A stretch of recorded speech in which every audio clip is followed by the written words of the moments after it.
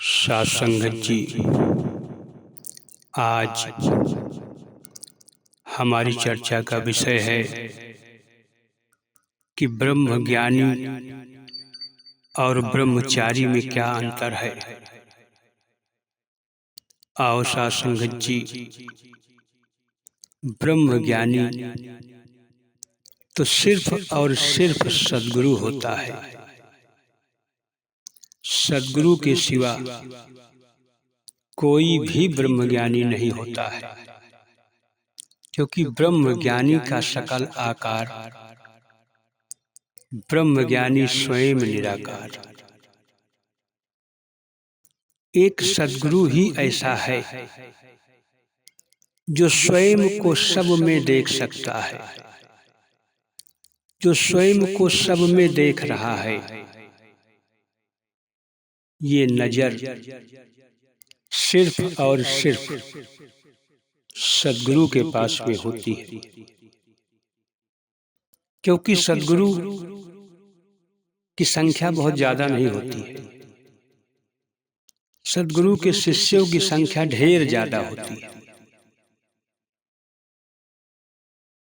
तो उसी तरह से जिस तरह से सद्गुरु की संख्या बहुत ज्यादा नहीं होती है, उसी तरह से ब्रह्मज्ञानी की भी संख्या ज्यादा नहीं होती है। सद्गुरु जिस पर कृपा करता है उसे फिर स्वयं का रूप सब में दिखाई देने लगता है। जैसे हमने कई बार सुना कि पहले इस व्यासपीठ पर जैसे बाबा बूटा सिंह जी महाराज थे, बाबा बूटा सिंह जी महाराज ने कृपा किया तो अवतार सिंह जी महाराज उस गद्दी पर बैठे। अवतार सिंह जी महाराज ने जब कृपा किया तो सद्गुरु बाबा गुरबचन सिंह जी महाराज उस गद्दी पर बैठे। सद्गुरु बाबा गुरबचन सिंह जी महाराज ने जब कृपा किया तो सद्गुरु बाबा हरदेव सिंह जी महाराज उस गद्दी पर बैठे। सद्गुरु बाबा हरदेव सिंह जी महाराज की कृपा जब हुई तो सद्गुरु माता सर्विंदर जी महाराज उस गद्दी पर बैठे। अब आज सद्गुरु माता सर्विंदर जी महाराज की कृपा हुई तो सद्गुरु माता सुदीक्षा जी उस व्यासपीठ पर विराजमान है। तो सद्गुरु की कितनी संख्या, यानी जिस पर ये सद्गुरु कृपा किया, जा पर कृपा राम की होई, ता पर कृपा करई सब कोई। तो कहने का भाव कि ब्रह्म ज्ञानी सिर्फ और सिर्फ सद्गुरु ही होता है। सद्गुरु के सिवा कोई भी ब्रह्मज्ञानी नहीं होता है। ब्रह्मचारी कौन होता है? जो ब्रह्मज्ञानी संतों की चरणों को पकड़ कर रखा होता है, जो ब्रह्मज्ञानी संतों की चरणों में स्वयं को बिठा रखा होता है,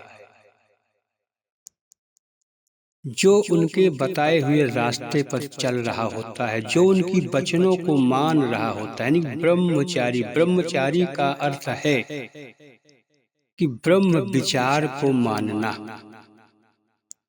ब्रह्म विचार में रहना, ब्रह्म विचार का चिंतन करना, हर समय सद्गुरु को अपनी नजर के सामने रखना। ध्यान मूलम गुरु मूर्ति, पूजा मूलम गुरु पदम, मंत्र मूलम गुरु वाक्या, मोक्ष मूलम गुरु कृपा। अब यहाँ पर ध्यान देने की जरूरत है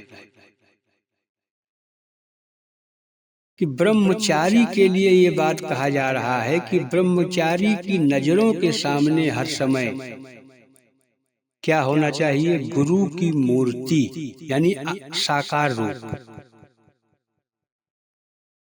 सद्गुरु का जो साकार रूप है वो हर समय ब्रह्मचारी की नजरों के सामने होना चाहिए। पूजा मूलम गुरु पदम,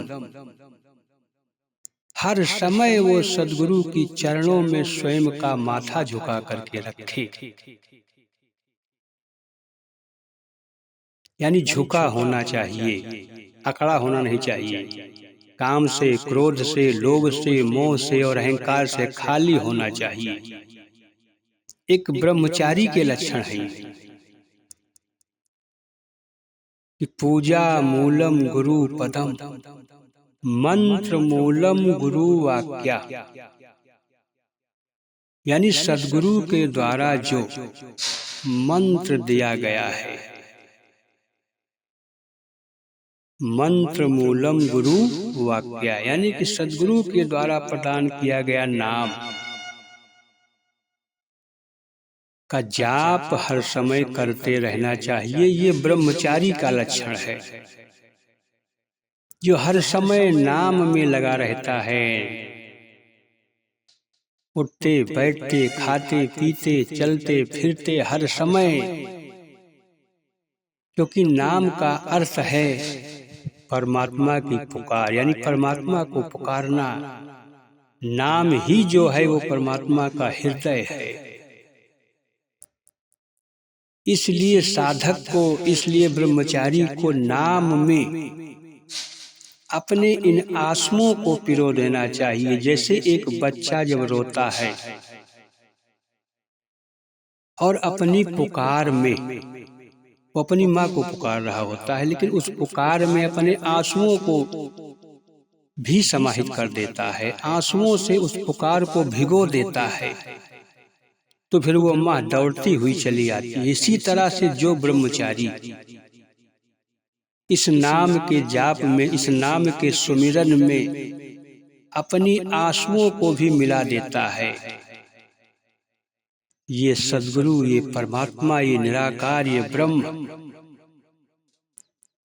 हर समय उसके समीप में रहता है, हर समय उसके पास में रहता है, क्योंकि नाम ही केवल प्रेम प्यारा, और सुमिर सुमिर सब उतर ही पारा। यानी मुक्त होने का आधार, भवसागर सागर से पार होने का आधार सिर्फ नाम ही है। नाम में बहुत बड़ी शक्ति है, क्योंकि हर संत, हर महात्मा अपने साधक को नाम ही जपने की बात करता है कि नाम में लगे रहो, सोते जागते, उठते बैठते, खाते पीते, चलते फिरते, सब कुछ छूट जाए लेकिन नाम के जाप का सुमिरन न छूटने पाए।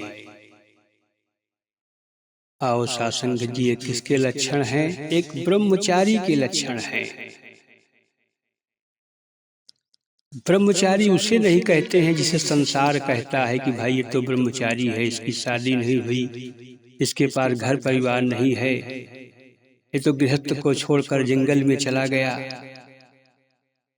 बचपन से ही घर परिवार छोड़ दिया। उसे ब्रह्मचारी नहीं कहते हैं। ब्रह्मचारी का अर्थ है कि ब्रह्म विचार में विचरण करना, सेवा सत्संग सुमिरन में लगे रहना।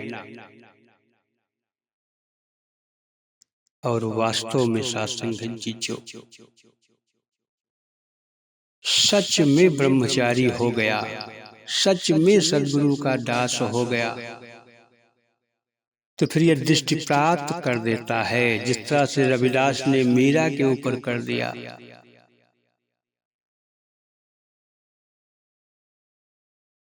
ऐसे ढेर सारे संत इस धरती पर आए जिनके ऊपर सद्गुरु ने दृष्टिपात कर दिया, और जब दृष्टिपात हुई तो ये ब्रह्मांड खुल गया। सब में परमात्मा उसी को दिखता है जिस पर इसकी कृपा हो जाती है।